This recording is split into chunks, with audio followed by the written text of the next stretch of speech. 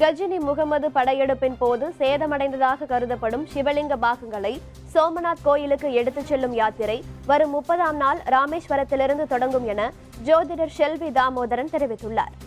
கிட்டத்தட்ட 1000 ஆண்டுகளுக்கு பிறகு அதே அந்த லிங்கத்தினுடைய பாகங்களே நமக்கு கிடைச்சிருக்கிறது ஒரு பெரிய பிராப்தமாக நினைக்கிறோம்.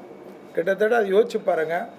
1924 அதை பற்றி நம்ம சந்திரசேகர் ஆச்சார்கிட்ட கேட்குறச்ச 100 வருஷத்துக்கு பிறகு ஒருத்தர் வருவார், ரவிசங்கர் என்ற பேரில் வருவார். அவரிடத்துல இதை கொடுக்கணும்னு சொல்லி ஒரு உத்தரவு கொடுத்துருக்கிறதெல்லாம் யோசிச்சு பாருங்கள், எவ்வளோ பெரிய விஷயம்.